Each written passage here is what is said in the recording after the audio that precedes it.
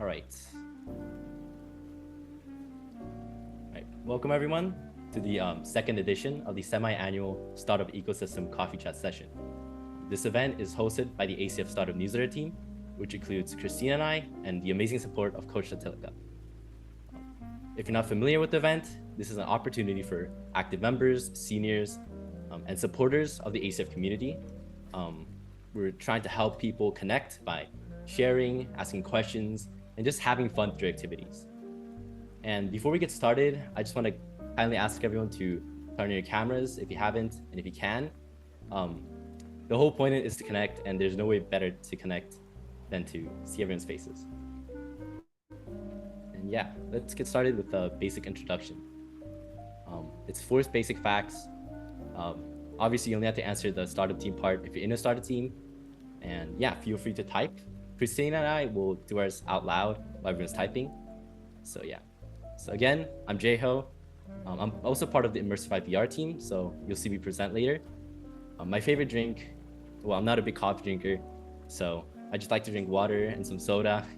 And an interesting fact is that I've been playing cello for almost 5 years now. Hi, I'm Christine, and I'm part of Environment team, which is currently an alumni team.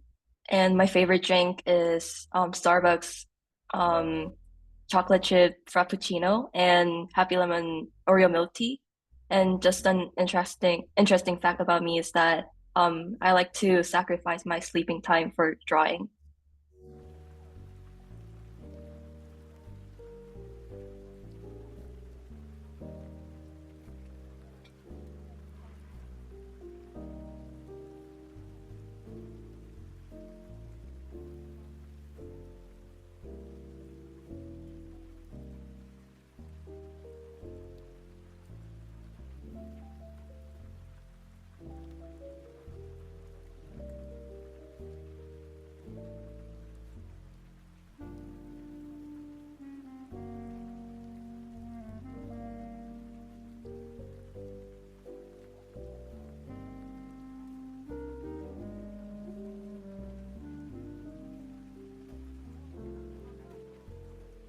I see someone likes milk tea like me.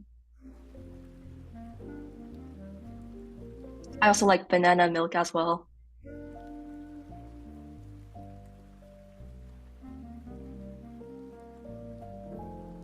My sister likes matcha latte. I'm not sure if I like matcha latte that much, but yeah, sounds cool.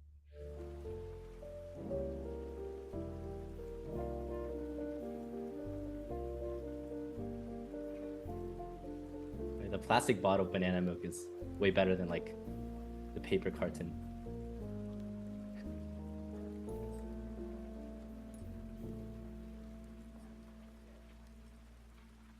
H2O is definitely the best.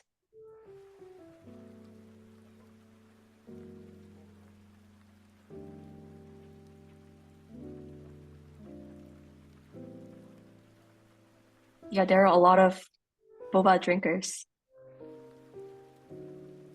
They're really good.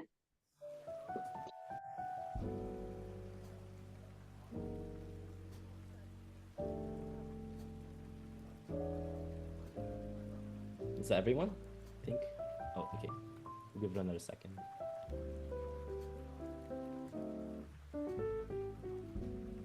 Dihydrogen monoxide along with frozen dihydrogen monoxide. I guess that's water.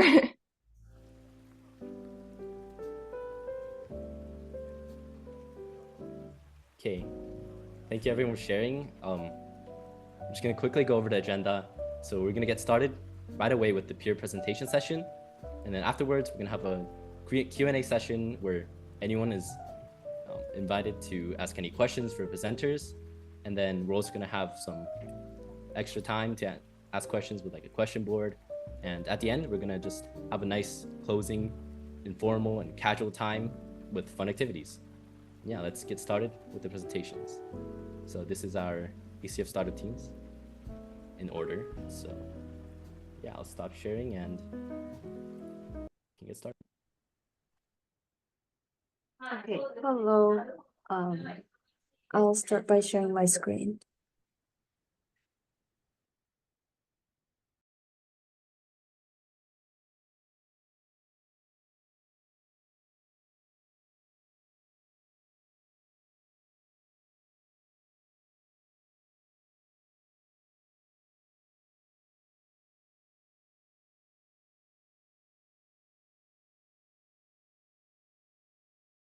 Okay, please let me know once you're able to start seeing it. Yeah. Let me reshare, sorry.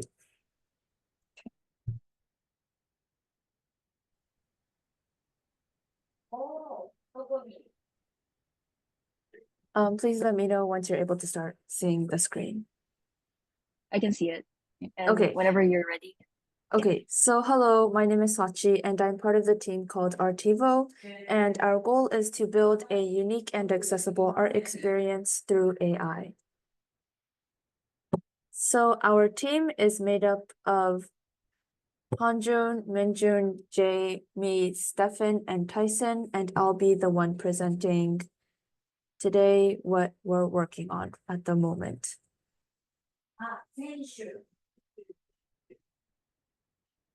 So when we first started researching or looking for what we could work on, we were already interested in art and music in general.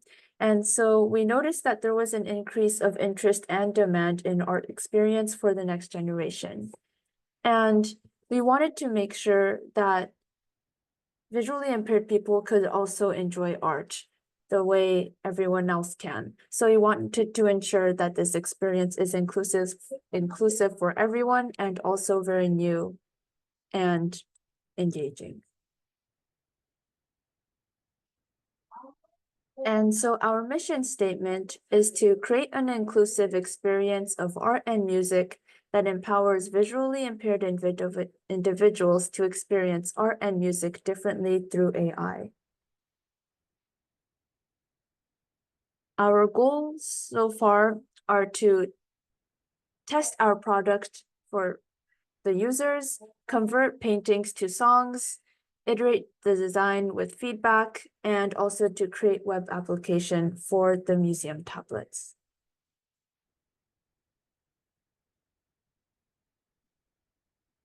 So the part I'm working on is Spotify integration. So the goal of Spotify integration is to generate a playlist of songs in a viewer's Spotify account that will represent the emotions and mood of a painting and an exhibit. So how it'll work is, first of all, the user will give access to their Spotify account so that the AI can figure out what the person's music taste is. Then, once they're in the museum, they'll input the current kiosk number so that the AI can see which painting that they're trying to reach. Then Spotify creates an empty playlist and AI will input the song tracks into the playlist based on your current music tastes that also matches the mood and emotions shown by the painting. Once you've listened to the playlist and you can tell what the painting is about, you can enter the next kiosk's number to move on, and you'll wait for the AI to load another set of playlists for the next painting. If you particularly enjoyed a playlist and you want to re-listen to it again in the future, you can save that playlist and listen to it once you're back home. So some challenges we have so far are having the AI list emotions from a painting and then creating a track playlist from the said emotions. Another that I came up with was retrieving the user's music tastes and using them as seed tracks or genres for the AI to create a playlist of songs. Also creating seed tracks and genres from certain emotions. So getting the AI to create some songs or specific genres that correspond to the certain emotions or moods that are shown by the painting. And finally, creating a nice design for our playlist page. So far for the first challenge, I've been using ChatGPT to see how it works so far. So I'm telling ChatGPT to output a list of emotions shown by a certain painting, and then give me songs that express that certain emotion or mood. Another I'm working on right now is designing our playlist page. So I have a couple ideas, and yeah, I've been working on that. That's what I'm working on right now. And lastly, for creating seed tracks or genres for certain emotions, I'm using a developer's Spotify API page that will give me track recommendations for certain songs or tracks that'll give me certain emotions. And so this is one idea I have for our playlist page. You can tell that it looks similar to Spotify. And so I'll just go through the page that I have so far and explain what each thing is. So at the moment, the user is at kiosk number 38, and the painting that they're enjoying is called The Bee. And so there is a image of the painting in the background. And on the right side, there is a section for information about the song or piece that's playing at the moment, and then a section for learning more about the painting itself. In the middle, there is the list of tracks recommended by the AI.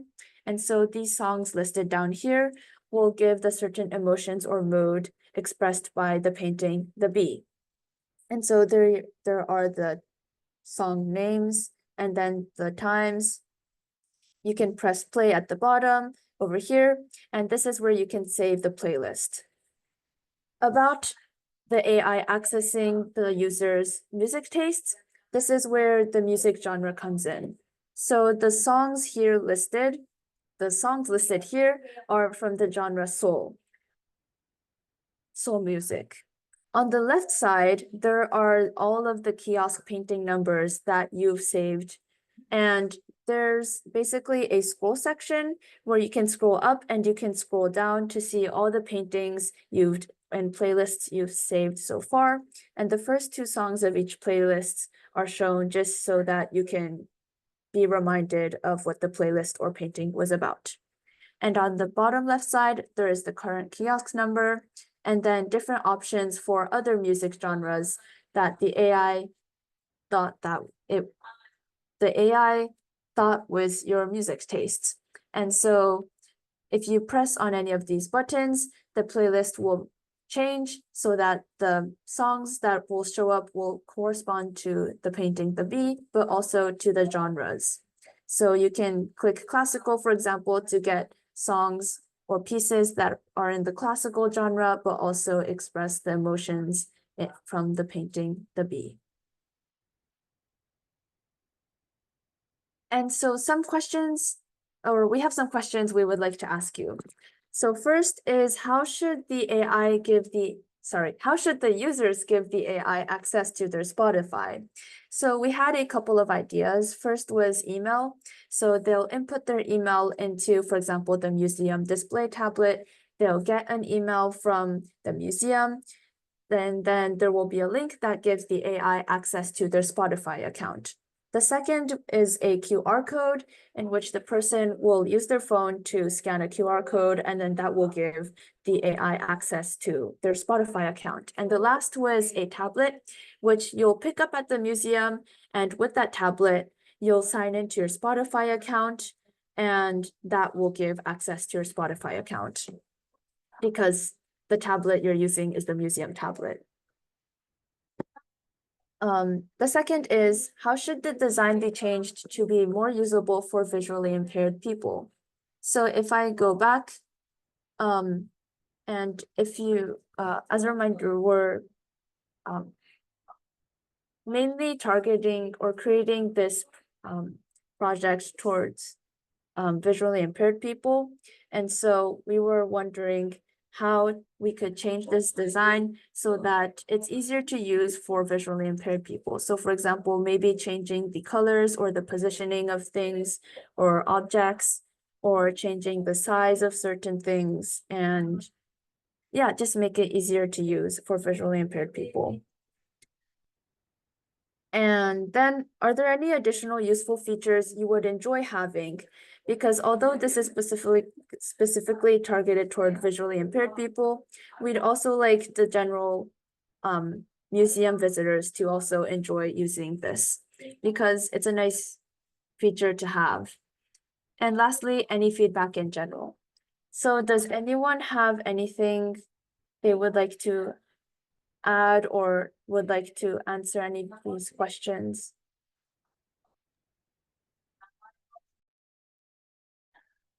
Sachi, first of all, congratulations going first very bravely. But you did such a great job, very calm.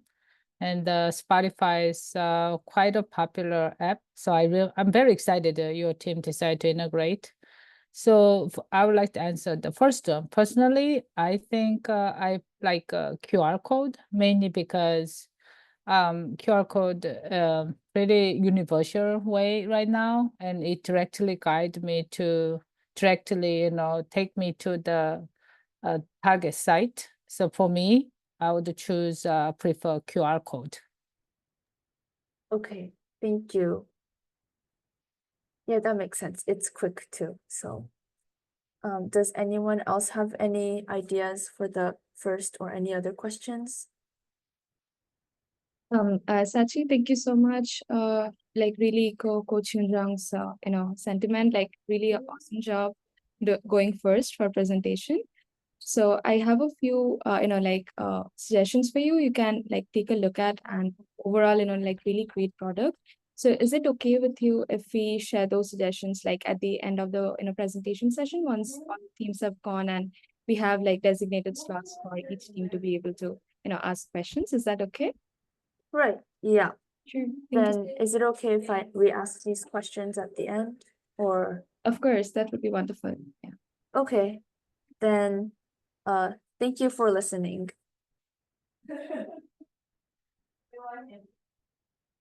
Yeah, thank you for presenting. Just quick note, for the participants here, if you guys have any feedback or questions, please make a quick note or mental or physical note so that like you can ask or share about it later during the Q&A session. Thanks. Oh, sorry to interrupt, but I think that I posted on behalf of team. They have a survey, and that there directly they can add their comments and questions too. So please take survey for the team. I see it. Thank you. I believe, So next. yeah, Oh, Immersive sorry. VR. Yeah, it is. Cool. Okay, I will start us off with sharing that then.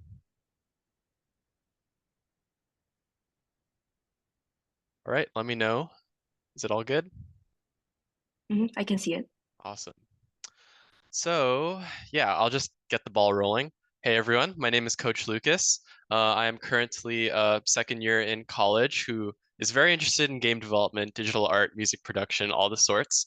And I am the business coach for Immersify VR, meaning that I help out with problems related to logistics, updates, and outreach.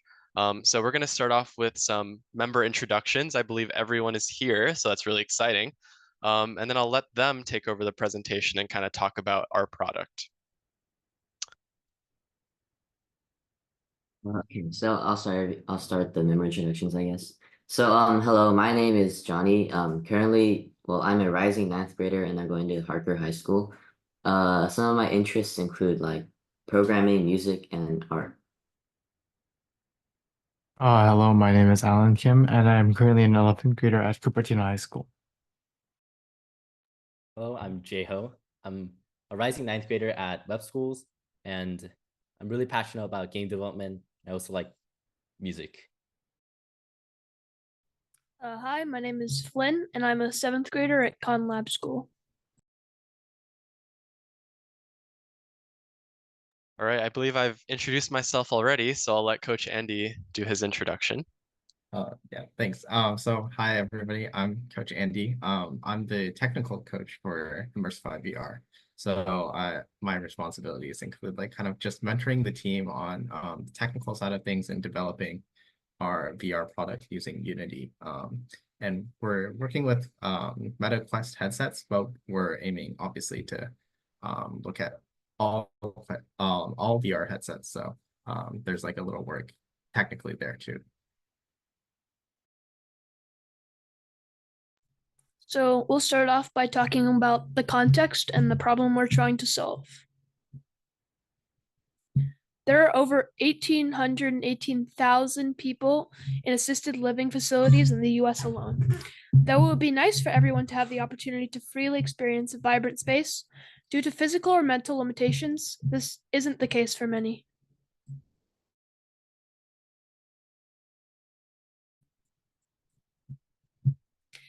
And out of the 800,000 residents, over 29% experience some form of depression. So our mission is to utilize virtual reality to enable the elderly or the disabled to overcome limitations they may encounter daily. And our solution is a VR application specifically designed to meet the needs and desires of seniors and the disabled. Our solution will offer a diverse range of immersive experiences, ranging from swimming to tennis and beyond, carefully crafted to be both engaging and accessible. So this is the roadmap we like for our season 1. So in the month of February, we started mind mapping and choosing what our product idea would be. And then moving on to the month of March, we started a team project, which was just a game, and I also created a game flow chart for the game. And then the next month in April, we started integrating the VR into Unity, and we started by creating like simple games such as dice roller or like obstacle courses.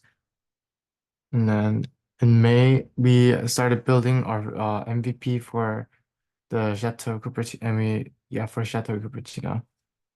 Yeah.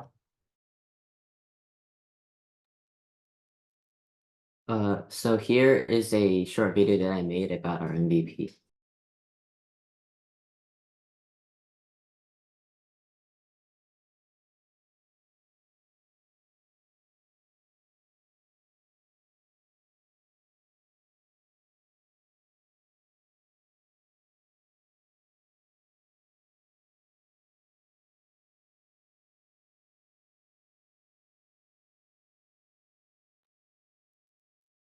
Okay, so obviously it's a little buggy, but like our MVP obviously isn't perfect. But from the video, wait, can you go to the next slide? Oh yeah, so in the video, like you could see many things. Like for example, you could see the water shader, like the blue underwater effect, the swimming pool model, the world space UI canvas with the instructions, as well as the breaststroke system. With the for the breaststroke system, the person should travel a shorter distance if the stroke is smaller, while they should travel a large distance when the stroke is larger. So on the right here, you see images representing the different things.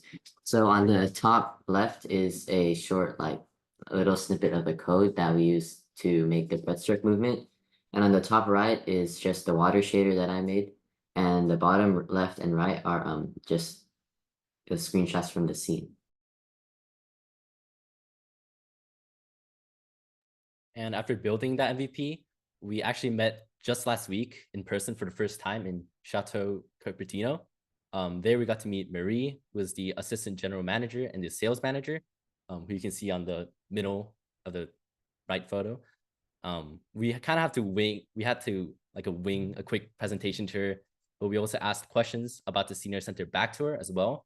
And through that, we were able to gather a lot of information. And we even got to land an event to introduce VR in the senior center in September. And that event is kind of what we're looking forward to right now, as well as competitions. So we've been just making flyers, websites, and trying to get all the marketing done. And aside from that, we've been also touching up our project because, well, if you saw earlier, I mean, we have something, but it can be improved quite a lot. So we're working on that. And once we've improved it and introduced VR to the seniors, we would user test and let seniors play our project. And yeah, based on their feedback, we would improve it even more and hopefully get a good product. All right, so that is it for Immersive VR. Thank you so much for having us, and thank you to all the team members for presenting amazingly. I believe questions will be saved until the end, so I'll let the next team go ahead. Yeah, thank you so much, Immersify VR team. I love the idea of VR. It looked really cool. Yeah. Next we have STEM Crunch team.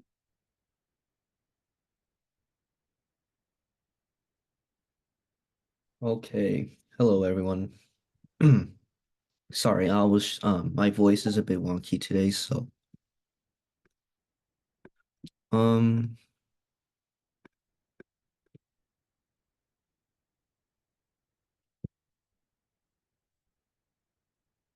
okay. Better start off. So hello, we are STEM Crunch. Today, oh dear, sorry. Today, I believe we're missing one member for now, so it'll be only two of us, which is only me, Kaden, and Benedict. Benedict is pretty much in our team the designer, and I'm more like the researcher, and Kendrick is, well, the smartest in our team, so pretty much he can do anything, in my opinion. So okay. So what is STEM Crunch? Well, in very simple terms, we are three friends who thought of coming up with a very similar idea and mission, which is pretty much teaching Scratch to everyone in mostly rural areas. And so yeah, our pretty much our mission is to expose as much more as much STEM as much as we can, either in our free time or just anywhere. So why us? Our abilities to support others in the present and future will be improved greatly, and our mission is to broaden horizons and spark new interests, especially in coding. And also the best part, in my opinion, is that our classes are free. I mean, yeah, no one wants to pay for many things. Anyways, so far, these are the events that we have already done, which was the Scratch Sustainability Summit, where we created games related to the ocean, which could be either to like pollution or anything like that.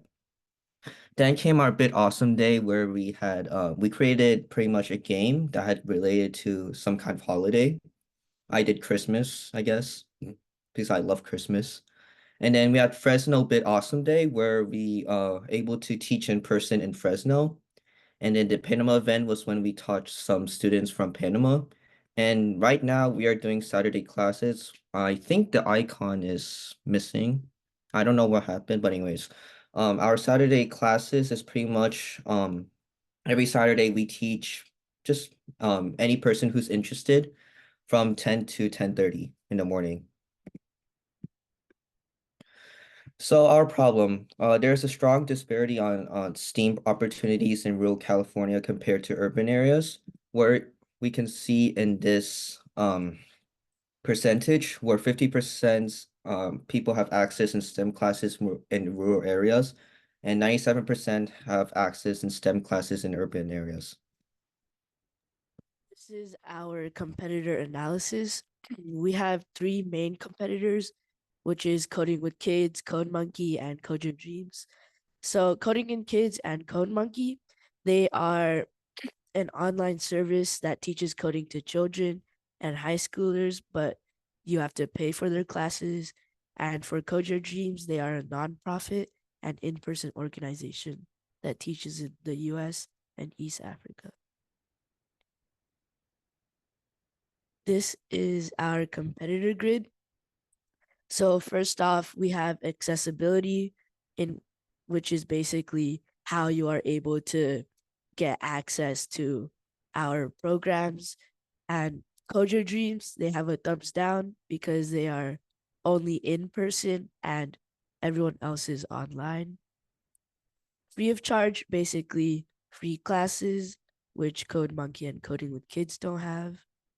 High engagement, which is like such as when the students need to ask questions about their games or whatever they make. Code Monkey and Coding with Kids, you can only ask questions during their classes or not outside of their classes. But for STEM Crunch and Code Your Dreams, they are able to ask anytime. So the community focus is basically a focused area in which the program is focused on. And STEM Crunch, we are mainly focused on rural areas in California, such as Fresno, but we could branch out our classes if necessary. So, and Code Your Dreams is focused in the US and East Africa. The ability to replicate, it is how easy it is for the program to replicate their classes to students. And for basically all of us, it is easy to recreate the classes so no one lags behind. This is, so this slide, this is basically our value proposition. So I won't get into detail with all of this, but basically our value proposition is accessible STEM and coding education and empowerment/experience with coding. And our revenue streams, we get our money through donations, merchandise sales, or lesson plans, or basically our website. And what we use that money for is transportation, because gas is really expensive now. And the coaches' time spent teaching, devices for students in case some of them don't have any, and for our website to keep it up and running. This is our current marketing efforts. We have different marketing efforts that is public that you can check out if you want to, such as our Instagram, the top left image, a LinkedIn, top right, and a website at the bottom. These are our track records. Basically, we have taught over 62 students so far. We have hosted and finished 6 events. We created over 10 games, and we have made 9 curriculums. These are some examples of the games we made. So basically, top left, Kaden created that game, as well as the bottom left. And I created the top right, and our one member that's gone, Kendrick, he made the bottom right game. Thank you.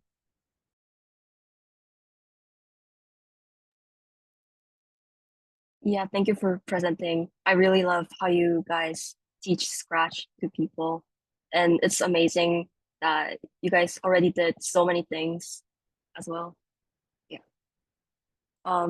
Yeah. So next we have Mind to World. Unfortunately, they were not able to participate in person. I mean, in the meeting. So we have the recording instead for you guys to watch. Let me quickly share my screen.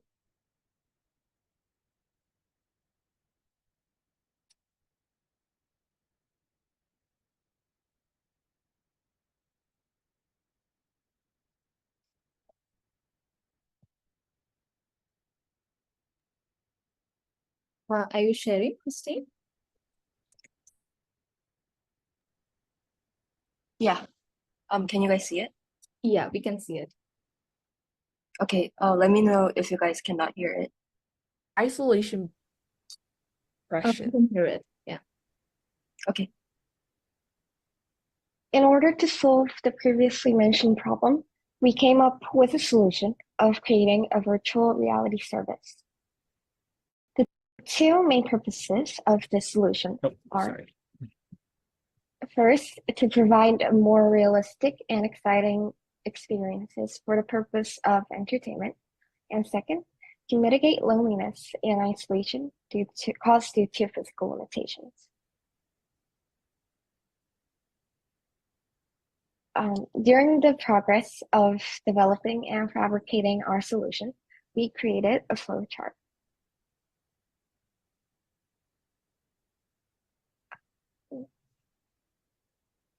Sorry. This flowchart provides a holistic view of the important things that is needed to be included in the game and the relationship between the scenes, providing the path in which the user will flow through. To briefly describe the flow of our application, the user will first start the application, view the splash screen and the title screen consecutively. Next, the user will arrive at a lobby where they can have access to the tutorial, photo album, or screenshots they have made, and shop for additional setup and the map. From the map, the user will be able to select a specific country and then a specific location from the country, which will lead them to the selected place. Then in the location, they can enjoy various exercises and can return to the map for another trip. Based on our game flowchart, we created wireframes, which is process of planning how specific screens will look like. The screen included in our applications are the title scene, lobby page, shop page, tutorial, photo album, map, and new location. This process allows us to get an idea of these screens to be included in our application. We did the wireframing using Figma. Based on our planning, we started exploring VR and AR techniques. By utilizing Unity, we aim to create services that can be accessed through VR headsets to provide a more realistic experience. These are example scenes that we developed in Unity. The first image shows the map where users can select the place they want to go. The user can pick up the pin from the table and attach it to specific locations on the maps they wish to visit. There are the color blocks as circled in the first image, which indicates the available locations. This action will then immediately allow users to transport to another location like the ones shown in the second image. This is done using socket interaction tool. To elaborate, there are sockets located within the map, and the sockets will only allow pin to be attached to the location, which will then lead to transports to the actual location. During the process of developing, we received great support from our mentor, Mr. Ed. Mr. Ed is an expertise active member of the virtual reality domain who also acquired numerous experiences in teaching. Mr. Ed's valuable advices include creating more concrete wireframe and feature ideas, and looking at similar technologies, which we will now talk about. According to our mentor's feedback, we explored 2 applications that try to provide similar experiences to users like ours. The first application we'll present is National Geographic Explorer VR. This allows users to explore Antarctica and Machu Picchu through missions, and the advantage of these applications are that it utilizes high-quality graphics and includes captions like voice narrations, which can be helpful to users. And the disadvantages of these applications are that it has limited locations, which are Antarctica and Machu Picchu only, and the missions are quite hard to follow. Through these applications, we learned that having missions can increase audience engagement because to finish the missions, users pay more attention to the details of the locations and try to learn about them. The second application that we tested with is the Brain Traveler. It is an application that allows its users to travel to various locations with great landscape and learn about the places in detail. The advantages of this application are that it has interesting interfaces such as AI-based Q&A walkie-talkie, a button for shifting between day and night, and a photo album for screenshots taken by the user. Also, because it provides specific descriptions about the locations, the application can be an informative and interesting tool. Disadvantages of this application were that it lacks interaction within the application with no other human beings nor animals.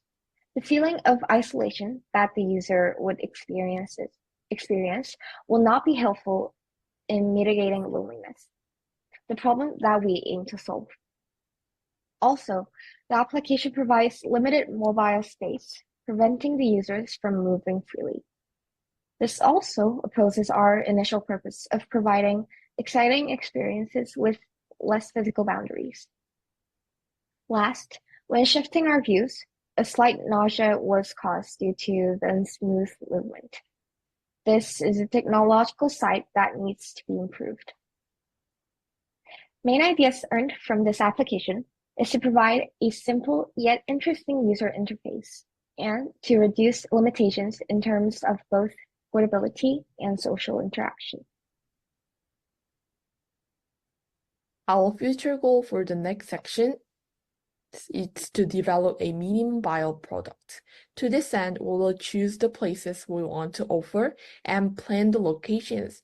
Then we will add features to mimic real places and brainstorm activities to offer in this location. Thank you.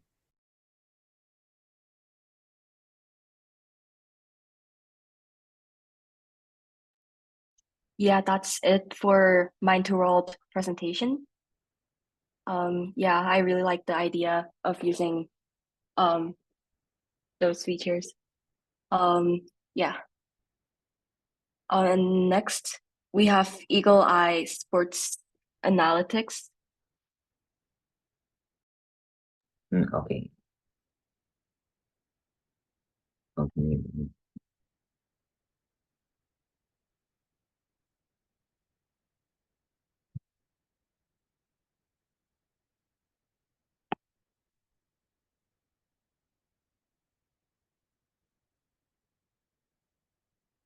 Hello, I'm Ian from the Sports AI team.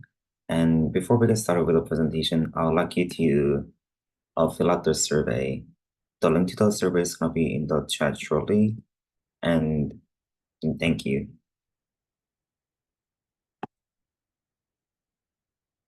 First of all, we can introduce the team. I'm Ian. I'm 15 years old, and I'm a tennis player from California.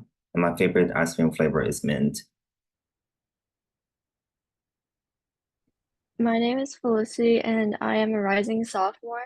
And some sports I play is golf and track. Some other sports I enjoy include swimming, pickleball, and tennis. First, we can start with our logo and our company name.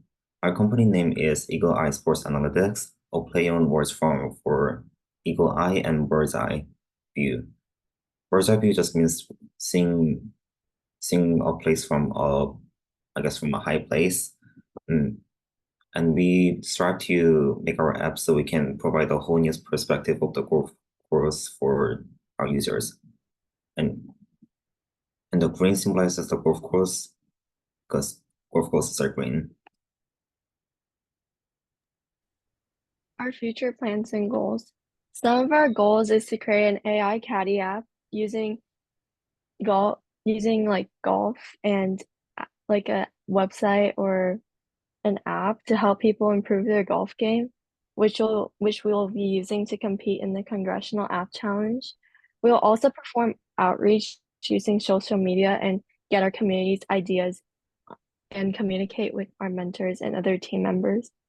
Here is an example of a SWOT analysis used to show the idea's strengths, weaknesses, opportunities, and threats.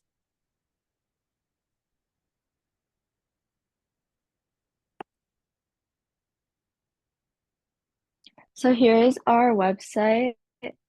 We use mainly Tailwind CSS as well as HTML to design the website. We also use JavaScript and React to create the login and sign up pages. We have added aesthetic aspects of the website, such as like images and more functional parts as well. This website basically contains details of our product and team bio and mission statement. And since this is just like a work in progress, we will be continuing to add more info about our product.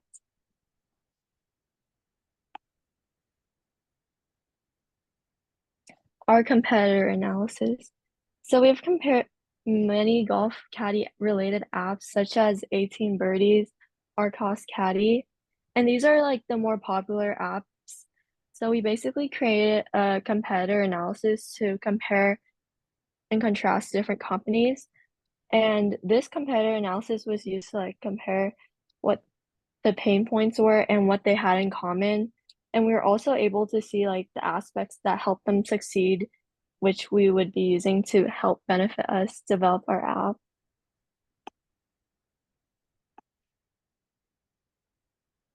So our research, here's a photo of like our example discussion. And so our idea is an AI golf caddy.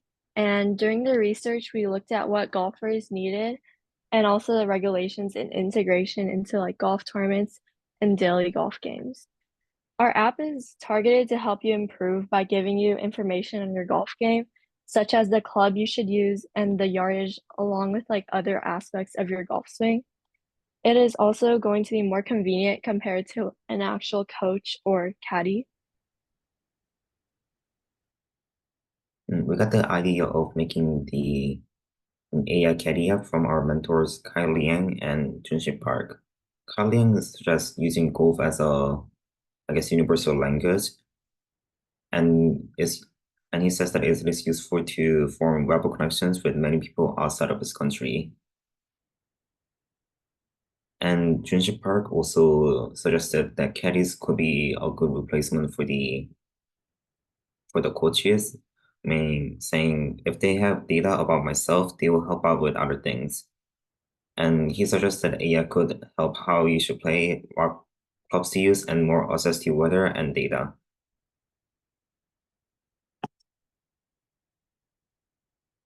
And thank you for listening to our presentation. Yeah, thank you so much. Yeah, and next, last but not least, we have AI fashion team.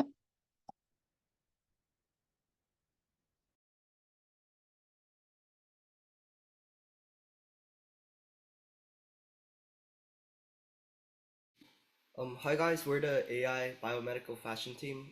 This is our first semester together, so we're a relatively new team, and this is our logo. So let me introduce our team first. My name is Jaden Lee. I'm a sophomore attending Dublin High School. Selena, you could introduce yourself. Hi, I'm Selena Yam. I'm a rising sophomore, and I currently go to Santa Clara High School. Hi, I'm Irene. I'm a rising freshman at Cupertino High School. Hi, I'm Emma, and I'm a rising junior at Harker High School. So in the beginning, we all had individual ideas that we envisioned for this team. Selena wanted to find a way to camouflage assistive technology to decrease anxiety in for the public usage of the medical equipment. So basically, a way to normalize medical equipment through fashion. And me, I wanted to make a small Fitbit or a small device that measures the level of sunscreen when scanned in your arm, and that gives feedback. Emma wanted to make a product using AI recognition to help the visually impaired. And Irene wanted to make a hat with a camera that could detect facial drooping. So basically, an instrument for stroke patients and for their safety.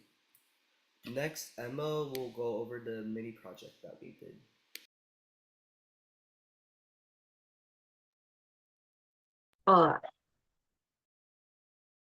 Sorry, I think you got it wrong. Selena's doing this part.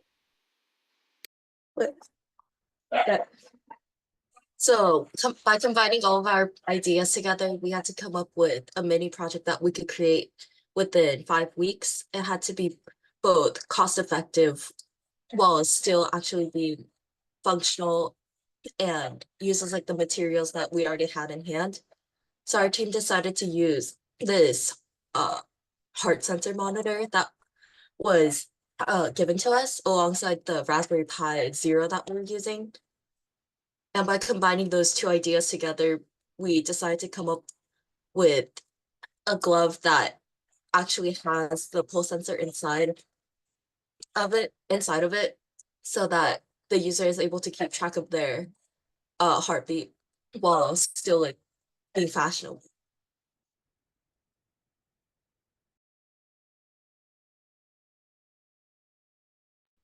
So we drew various prototypes of our glove idea, and we had the idea to either put the pulse sensor on the wrist of the hand or the fingertip.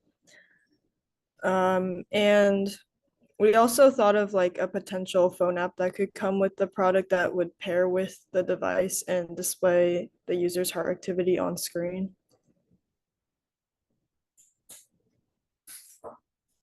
So here are some more detailed illustrations. We wanted to make the gloves a bit like not too conspicuous, so we decided to add like some sort of pocket on the back of the glove to conceal the bump that the Raspberry Pi creates. And we also considered making a fingerless version so users could wear the gloves in any weather. And with this version, the pulse sensor would have to be placed on the wrist instead of the fingertip. And yeah, of course, this is a very basic first design, so changes will obviously be made. Yeah, so we actually met up for the first time the last Wednesday, and we worked on our rough prototype. So we only had one pair of like these wool gloves, our Raspberry Pi Zero, and a pulse sensor. And our original idea, like Emma said, was to sew on a pocket on the back of the glove to put the Raspberry Pi inside.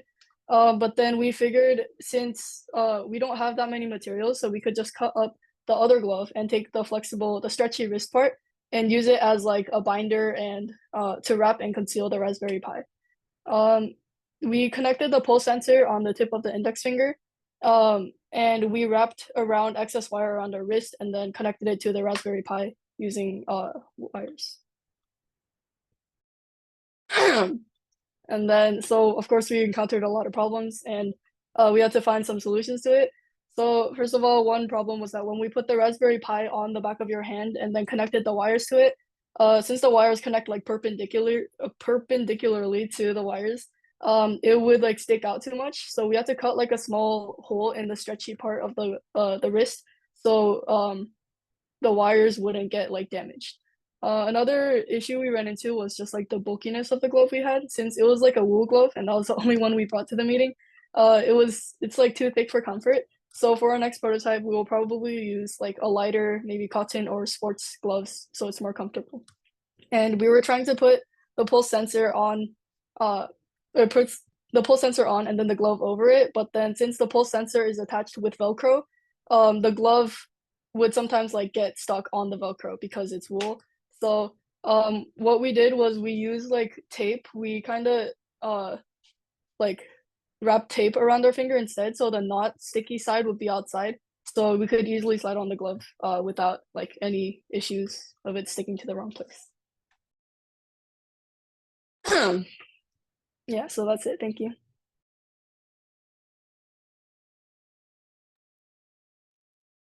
Yeah, thank you for your presentation, and thank you all of startup teams here for presenting really cool ideas. And then we will have brief Q&A for the teams or any of the presenters.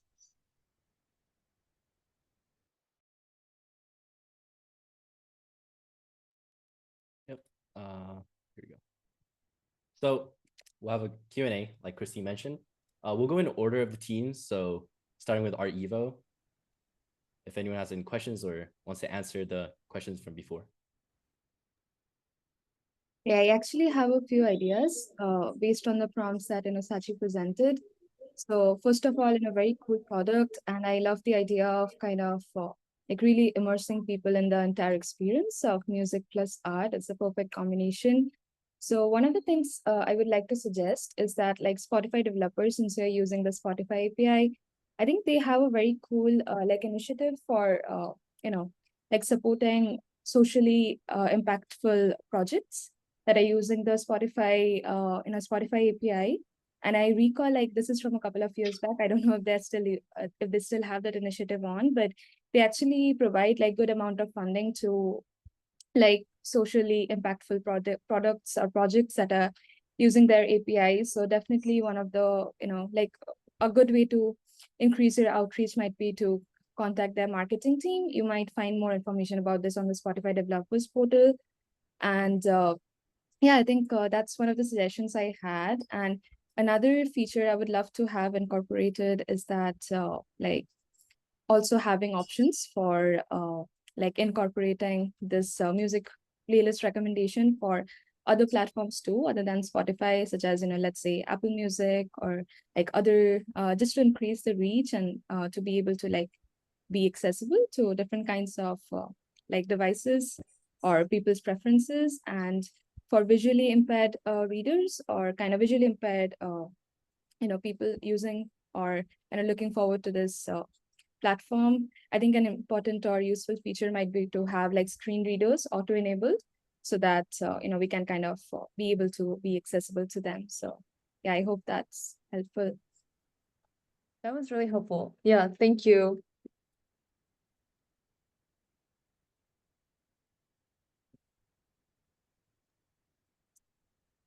Does anybody else have any questions or suggestions?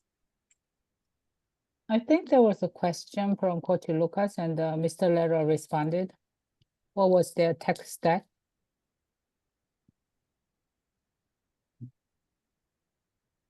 Yeah, I just responded with JavaScript, Python, and HTML. Mhm. Wait, Sachi's so doing all those things. Yeah.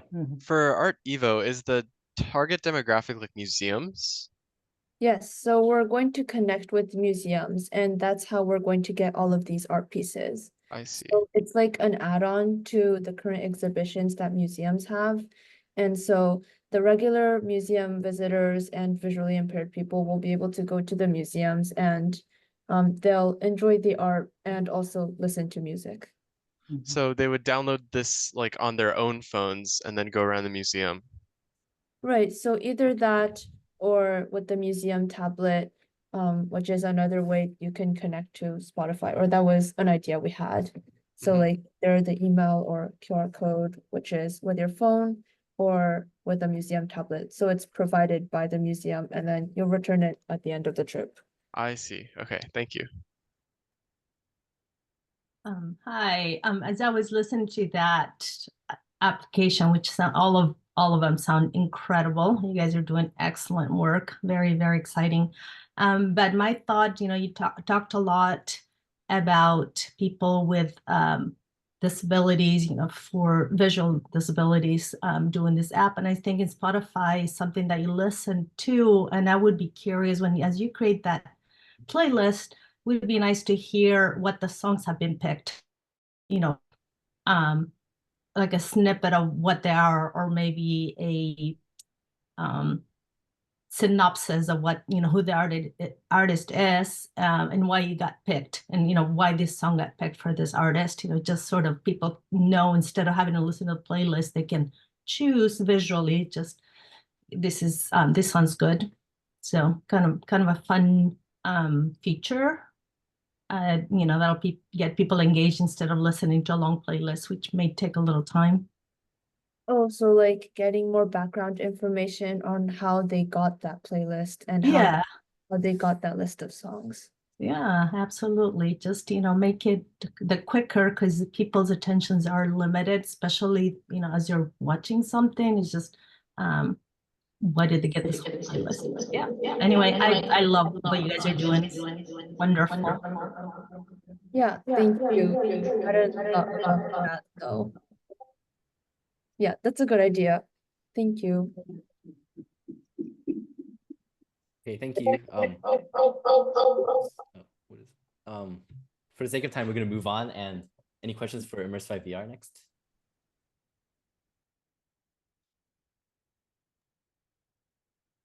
So first of all, very cool product once again. I think, I really like the simulation with the swimming pool. So yeah, just curious, like, if you have any other environmental simulations in mind after you are done, kind of finishing the swimming pool.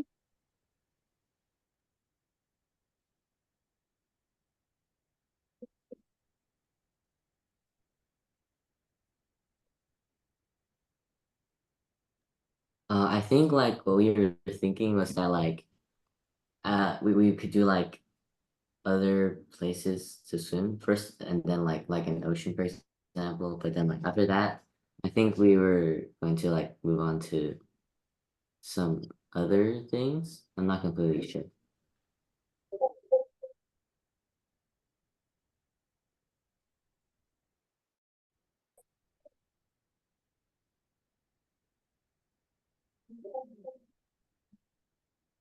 We have any other questions?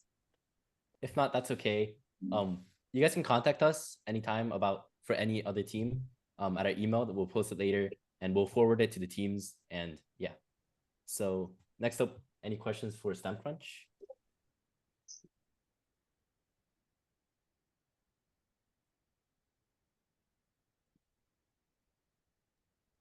I have a question. Go ahead. I was wondering about Scratch. What was the reasons why you chose Scratch for your? I could answer that. So our reasons we decide to start with Scratch was that because we think that it is a great website to start off as a kind of a building blocks for David, I think you should Welcome mute. in, Coach Sawyer. Yes, email. Hey guys. David or Sawyer, Hi. one of you guys Hey, mute? if you don't mind, can I keep my videos off? Okay. Sorry. Go ahead, Kaden. I think you were talking, right, Kaden? Yeah. All right,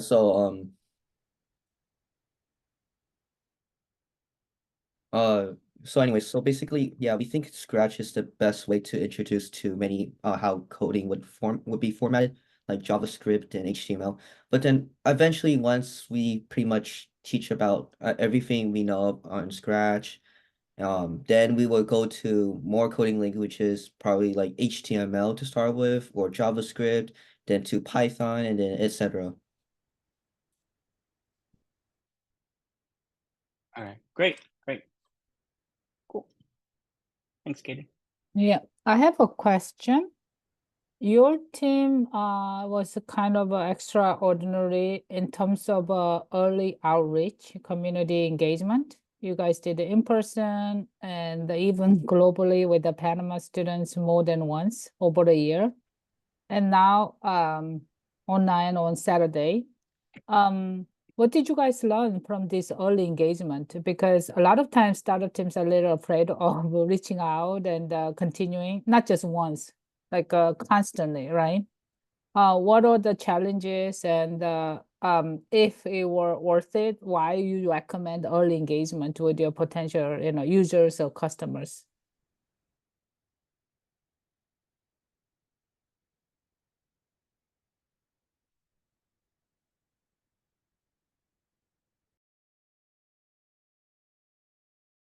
I guess I'll answer. I'll start too. So pretty much, some things I've learned is pretty much, I guess, um, I guess research in a sort of way. It's just, I mean, yeah, it's pretty much, everyone pretty knows how to research most things, but I guess for this one, I had to look deeper into more things, get the right websites, and then get better sources instead of just like choosing any old website, and then finding great places to find like maybe that has to do with maybe making merch, for example, like stickers or maybe a hoodie, anything like that. So yeah, I think I learned to find what to find, sorry, to find the right place for our organization to grow more and expand, I would say. Also, Thank you. I have a question. Wait. So I noticed for your Saturday sessions that they're 10 to 10:30, right? Mhm. So do you have like any plans on extending the time? Because personally, I've taught Scratch before, and I think the sessions were like 1 hour 30 minutes long. So That is a good point. Yeah, that was a great question. So for us, I mean, we kind of just started basically. We aren't very the best teachers and coaches, but I think you're right. I think the best idea would be probably to extend our time. But for that, we probably have to check with everyone to make sure that we have time after. But yeah, I think we should. I think that's a great idea. I think we should expand more so that more engagement to the students, and yeah, I agree. Thank you. And next we would have Mind to World, but you're not here with us today, so you can forward the questions to us, and we will be happy to forward them. And yeah, so we would now have Eagle Eye Sports Analytics. Any questions for them?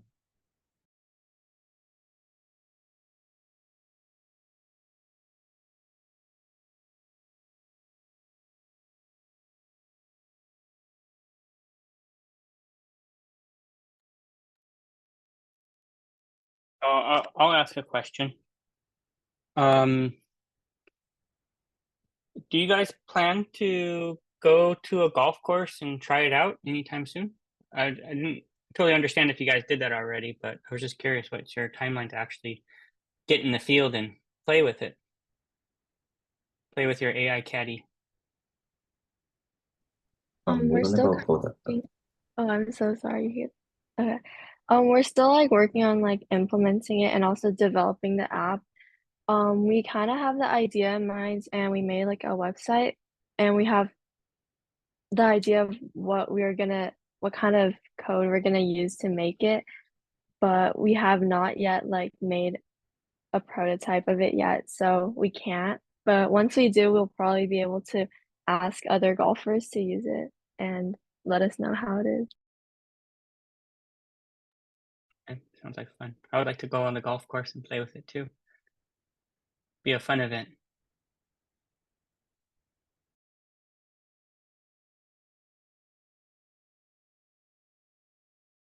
Any other questions for Eagle Eye Sports Analytics? Sure. Real quick question. So this is for any sport, right? Or is it just specific specific sports like golf, tennis, and yeah, something like that?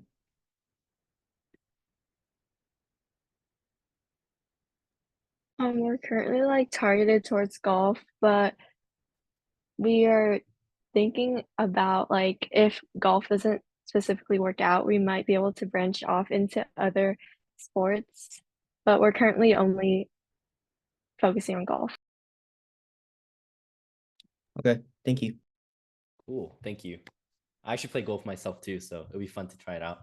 But yeah, thank you One for the questions. second. Oh, yeah. I heard this team plan to collect all the feedback about their team project.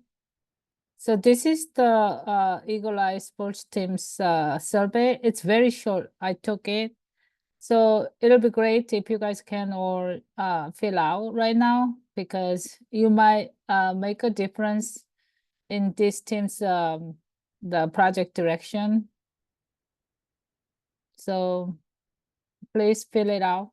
I'm just promoting this team's survey campaign. And once you fill out, one good thing is you can demand to the Eagle Eye team, I did it, now you need to fill out our team survey, right? It's helping one another, so. Yep, for sure, yeah. Everyone feel free to check that out. And finally, last but not least, we have AS Fashion Team, so any questions for them?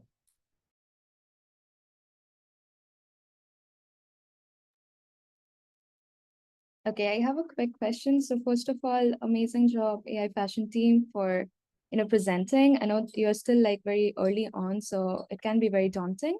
So, but you folks did such an amazing job, and you seem so passionate about your product. It's really inspiring. So this might be like probably not fitting the scope right now, but I would love to have you consider like great fashion also comes with great comfort. So a lot of the like kind of biomedically enabled clothing or footwear or handwear or just like overall clothing, they can be like really tight fit because so that it needs to be in contact with your body to be able to like make good detections and the accuracy level to be high. So I would love to have you kind of consider this, probably just a suggestion, to have more like loose fits and so that it's like comfortable but also like accuracy level is high, because this way you can probably also like stand out in the market a little bit more, because most of the like currently available biomedical wearable devices, they are usually very tight in order to be like good, like well accurate, or yeah, just a quick thought that I had. So, but amazing job, team. Yeah. Okay, thank you. We'll note that down.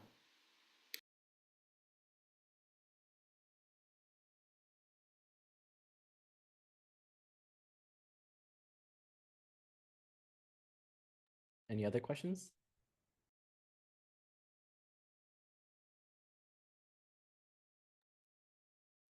It's not a question, just my preference. I like Jaden's idea because I don't know how much sunscreen is enough. I applied on my skin during summer. So for my own reason.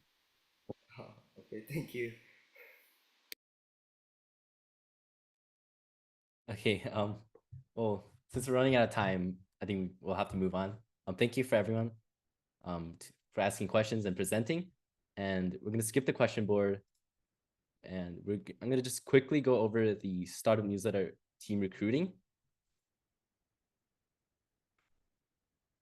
So basically, just to summarize what we do in our team, every 1 to 2 months, we push out newsletters about the ACF community. So we see every little update and compile all the progress from our amazing ACF startup teams. And we also have major headlines like competitions and events. And on top of the newsletters, we also get to host events like these. And with all of that, we are open to a lot of skills like speaking for the events and writing, as you can see in the newsletters, and just designing. Any artistic skills is also very welcome. So really anyone can join the team and be useful. And I know it might sound overwhelming, but really it's not too much work at all. Even with our current team of only 1 coach and 2 members, I personally never felt like too much stress compared to how much fun and freedom we get over the designs and the writing and the content. And the more people that join, the less work there will be for everyone. So yeah, I think it's a great leadership opportunity just because you get to do so much and you have so much control over it. And if you're interested, then the sign up form will be posted in chat. And in the chat, in this form, there's also a document with a lot more info, a lot more roles. You can take a look at that. And if you have any other questions about the event, about joining the team, or any questions for the presenters that you didn't get to say earlier, then the email will also be in chat. Yeah. We posted really soon, but yeah, that's it. I think next, yeah, we're gonna have to skip the game, unfortunately. Oh wait, okay. And I think we have the coffee mug signing, if I'm not wrong. Yeah. Yeah, we do. So move on to that. So yeah, coffee mug signing is a small celebration for our coffee chat session. And through this activity, we remember our history of coffee chat session. And here's the link where you can just write your name or any message you want with the text function or drawing function. And if you're an artistic person, you can also doodle a little bit on it as well.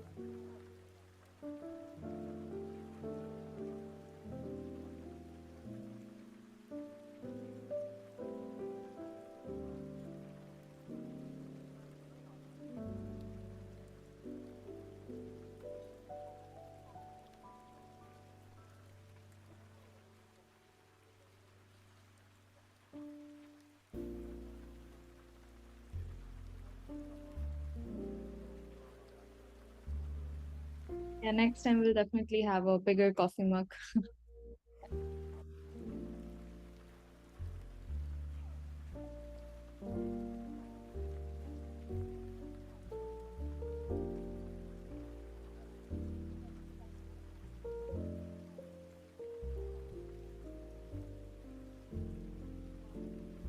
Awesome. So, Christine, should we move on with the the closing ceremony?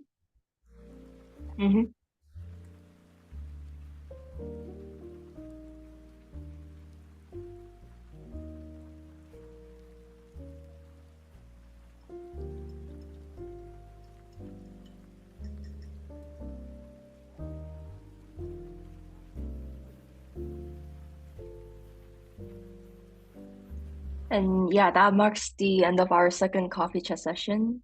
And if you want to hear more about other startup teams and other news from ACF community, feel free to subscribe to our newsletter. Let me quickly put the link here. And yeah, feel free to click that link to subscribe. And also, if you have any other questions, email us with the email address written on the slideshow there. And thank you all for being so considerate and even going over time with us. And we hope to see you guys again for our next third coffee chat session. Thank you, Jill and Christine. Amazing job. And thank you so much, everybody, for joining and making our event successful.